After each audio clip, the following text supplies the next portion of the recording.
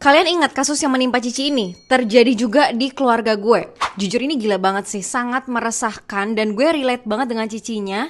Mungkin kejadian serupa ini udah cukup banyak terjadi, tapi menurut gue awareness-nya masih kurang. Jadi gue mau sharing pengalaman ini supaya kalian tuh aware, dan sekalian gue mau bersaksi kalau ini semua benar-benar karena perlindungan dan pertolongan Tuhan. Oke, long story short, jadi nyokap gue tuh udah meninggal 2 tahun yang lalu. Dari gue sekeluarga mengakui kelalaian kami, karena begitu nyokap gue meninggal, gak kepikiran sama sekali untuk unlink semua aplikasi-aplikasi yang terhubung dengan nomor nyokap gue. Terus jujur kita juga lupa untuk isi pulsa. Sesekali gue masih buka handphone nyokap gue untuk baca-baca chat lama gitu, karena gue kangen untuk lihat-lihat foto, tapi benar-benar lupa banget ya untuk isi pulsa guys. Jadilah nomor itu ada yang namanya masa tenggang dan masa aktif. Nah tiba-tiba satu momen gue sadar, oh kalau ini nomor handphone nyokap gue tuh udah angus karena tiba-tiba DPWA-nya tuh kosong gitu. Dari situ gue mau coba isi pulsa tapi udah nggak bisa. Nah cuman gue bener-bener nggak kepikiran gitu loh bahwa ada kejadian kayak gini dan bisa kejadian seperti ini. Tapi hokinya adalah guys, jadi handphone nyokap gue itu tuh bener-bener jarang banget dibuka lagi. Kayak biasanya disimpan aja gitu di laci. Tapi beberapa minggu lalu cici gue tuh bawa pulang handphonenya dan dia tuh kayak buka jadi aktif gitu loh. Dan bisa pas banget, ini kejadian tanggal 2 Juli jam 11 malam, bisa-bisanya tuh cici gue lagi pegang handphonenya. Dia belum tidur, tiba-tiba ada notif masuk ke email nyokap gue, kayak ada orang yang berusaha untuk membobol emailnya. Akhirnya singkat cerita, untung enci gue tuh gercep, dia ngeliat saat itu juga. Jadi kayak adu-aduan untuk ganti password sama si penipunya. Terus dia berusaha membobol juga beberapa kartu kredit nyokap gue. Bahkan lo tau apa, waktu kita bikin email itu kan kayak ada second email yang untuk recovery kan.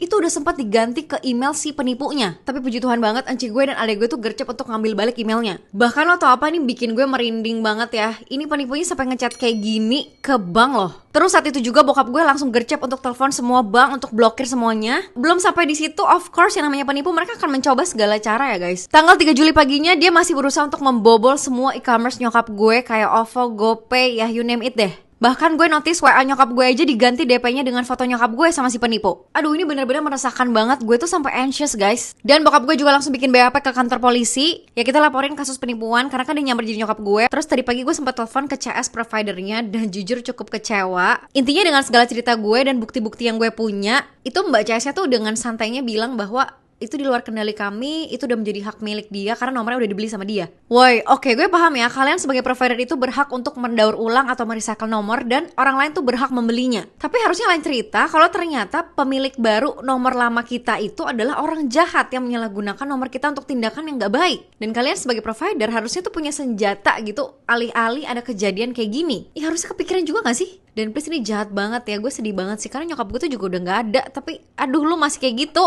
Udah intinya dari gue telepon CS tuh gak ada guna ya, karena mbaknya berkali-kali cuma bilang, iya kak mohon maaf karena di luar kendali bla bla bla bla bla. Karena pas ditelepon ya gue ngekeh dong untuk bilang, mbak emang ini gak bisa dibantu sama sekali untuk di freeze sementara dulu, boleh gak diblokir dulu sementara nomornya, nanti kalau udah masa tenggang lagi gue beli balik gitu nomornya. Dan gue kayak oh ya udah, terus gue suruh bokap gue cepet-cepet untuk bawa laporan polisi dan semua bukti yang kita punya ke gerainya provider itu. Emang ya lagi-lagi gue bilang ini bener-bener pertolongan Tuhan banget. Bokap gue ngurus semua kayak dilancarin gitu. Kantor polisinya juga mau bekerja sama. Terus di gerainya tuh ketemu mbak yang baik banget, yang bener-bener langsung nolongin. Akhirnya langsung dibantu untuk blokir nomor itu sementara. Gila, terima kasih banyak ya mbak. At least kalau di free sementara gini kan jadi lebih tenang karena dia tuh udah gak bisa terima lagi SMS, OTP, call gitu tuh udah gak bisa. Cuma emang sampai sekarang gue liat WA-nya tuh masih pakai foto emak gue.